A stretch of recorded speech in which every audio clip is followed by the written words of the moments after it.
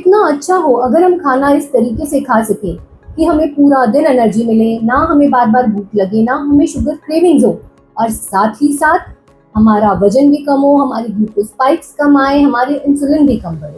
ठीक है ना? तो आज मैं आपके साथ कुछ ऐसे हैक्स शेयर करने वाली हूँ जिससे डेफिनेटली आपकी मेटाबॉलिक हेल्थ इंप्रूव होगी, आपका फैटी लिवर इंप्रूव होगा, आपका वेट कम होगा, आपकी शुगर बेटर मैनेज होगी। तो चलिए करते हैं शुरू। सबसे पहले हम बात करेंगे कि हमें खाना किस तरह खाना है, मतलब हमारी प्लेट कैसे होनी चाहिए खाने की। अगर आप अपनी प्लेट को 4 हिस्से में बांट दें तो उसमें से 2 हिस्सों में होना चाहिए सैलेड और सब्जी। जी हाँ, ये फाइबर है, ये आपके पेट को भरा रखने में मदद करता है, ये पेट को धीरे धीरे खाली कराता है जिससे ग्लूकोज धीरे धीरे बढ़ता है, आपको ज्यादा देर तक एनर्जी मिलती है, और ये हमारे गट के बैक्टीरिया के लिए भी बहुत ही यूजफुल होता है। तो हाफ प्लेट में आ गए सैलेड, सब्जी, और आप कर्ड भी ऐड कर सकते हैं। कर्ड बहुत बहुत यूजफुल होता है, ये इंडियन खाने की थाली का वरदान। 1/4 प्लेट में आपकी आना चाहिए प्रोटीन, यानी कि दाल, चने, राजमा, पनीर, एग्स, नॉनवेज जो भी आप खाते हैं। एंड 1/4 प्लेट में अनाज, यानी कि कार्बोहाइड्रेट्स, रोटी, चावल, खिचड़ी। तो ना ये बहुत इंपॉर्टेंट है कि हम 2 रोटी और थोड़ी सी सब्जी ना खाएं, हम अपनी सोच को बदलें। हम सब्जी को, सैलेड को और प्रोटीन को बेस बनाएं और ये सोचें रोटी उसके साथ खानी है, ना कि ये सोचें कि रोटी के साथ सब्जी या दाल खानी है। मतलब आज से 3 रोटी और थोड़ी सी सब्जी नहीं, 3 हिस्से सब्जी और प्रोटीन और 1 हिस्सा रोटी। आप देखिए इस एक बदलाव से आपकी हेल्थ कितनी ज़्यादा इंप्रूव होगी, आपको पूरा दिन एनर्जी मिलेगी। अब बात करते हैं दूसरे टिप की। तो किस ऑर्डर में खाना खाएं? क्या आप जानते हैं हम किस तरीके से खाना खाते हैं, यानी कि हम पहले क्या खाते हैं, उसके बाद क्या खाते हैं? इससे बहुत ज़्यादा फर्क पड़ता है हमारे ग्लूकोज के बढ़ने में और फैट के जुड़ने में, है ना हैरानी की बात। तो सबसे पहले हमें खानी है सैलेड। ठीक है, इससे ना हमारा पेट भर जाएगा, हमें फाइबर मिल जाएगा और वो फाइबर बाकी खाने की एब्जॉर्प्शन की स्पीड को कम कर देगा।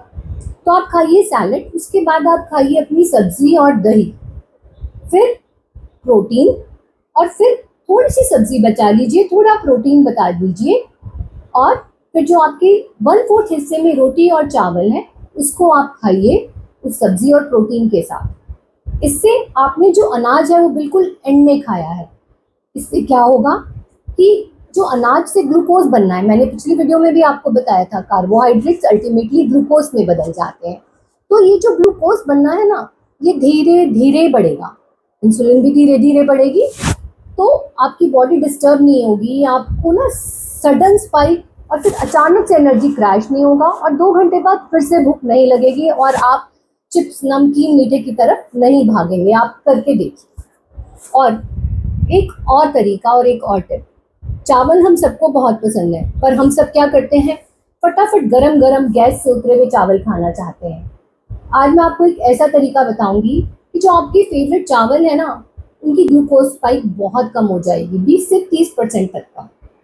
तो आप क्या कर सकते हैं, अगर आपको अगले दिन चावल खाने हैं तो आप पहली रात को उन्हें बनाइए और 4 डिग्री के अराउंड फ्रिज में, मतलब एक ठंडे टेम्परेचर में 8 से 10 घंटे रखिए, फिर उनको दोबारा गर्म करके खाइए। इससे क्या होता है, इससे ना चावल के अंदर कॉम्प्लेक्स स्टार्च बन जाता है, तो इसको ना तोड़ना डिफिकल्ट हो जाता है। अब ये सिंपल कार्बोहाइड्रेट की बजाय कॉम्प्लेक्स कार्बोहाइड्रेट की तरह बिहेव करने लगता है। आपको याद है मैंने पिछली वीडियो में बताया था ग्लाइसेमिक इंडेक्स, मतलब खाने का स्पीडोमीटर, कि कोई भी खाना ग्लूकोज को किस स्पीड से बढ़ाता है। तो पहले जो आपके चावल हैं, अगर वो 70, 75, 80 की स्पीड से ग्लूकोज को बढ़ाते थे, तो अब वो 50 और 55 की स्पीड से बढ़ाएंगे। तो देखिए हो गए ना आपके चावल बेटर, एक सिंपल सी ट्रिक से। एक और बात, आप मुझसे पूछ सकते हैं क्या फ्रेश खाना बेहतर नहीं है? डेफिनेटली है, बट जो ठंडा करके गर्म खाने का बेनिफिट है वो चावल के मामले में फ्रेश राइस से बहुत ज़्यादा होता है। दूसरा क्वेश्चन ये भी आ सकता है, क्या हम रोटी, मतलब गेहूं और मिलेट्स के साथ भी ऐसा कर सकते हैं? नहीं, ऐसा पाया गया है कि मिलेट्स और रोटी के मामले में ये ठंडा करके दोबारा गर्म करने का बेनिफिट बहुत ही कम है। तो आप बेहतर खाइए, सोच समझ के डिसीजन लीजिए। और जब भी खाना खाइए, जब भी खाना आपके सामने आए, 2 सवाल पूछिए। पहला, इसमें प्रोटीन कहाँ है? दूसरा, ये खाना मेरे ग्लूकोज को कितनी स्पीड से बढ़ाएगा? मतलब इसमें सिंपल कार्बोहाइड्रेट्स कितने हैं, वो कम से कम होने चाहिए। अगर आप इतना सोचना चालू कर देंगे ना, तो आपकी मेटाबॉलिक हेल्थ डेफिनेटली बहुत इंप्रूव होगी। 3 to 6 मंथ्स में ही आपके जो लैब के पैरामीटर्स हैं, आपके कोलेस्ट्रॉल, ट्राइग्लिसराइड, एलएफटीज, वो इंप्रूव होने स्टार्ट हो जाएंगे। अच्छा, अब एक और बहुत इंपॉर्टेंट सवाल जो मेरे पेशेंट मुझसे हर दिन पूछते हैं कि मैम ब्रेकफास्ट में क्या खाएं? देखो, मैं तो बहुत हेल्दी खाता हूँ, मैंने तो पोहा और उपमा खाना स्टार्ट कर दिया है और पराठे और बाकी सब कुछ छोड़ दिया है। तो ये एक बहुत बड़ा टॉपिक है। बहुत सारे ब्रेकफास्ट जो हम हेल्दी समझते हैं वो हेल्दी नहीं होते।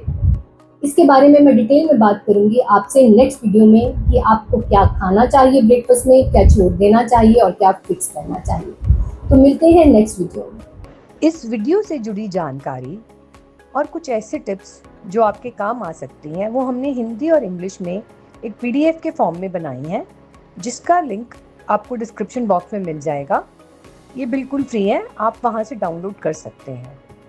एक और बात, फैटी लिवर पर हमने और भी वीडियोस बनाई हैं जो आपको काफ़ी जानकारी देंगी।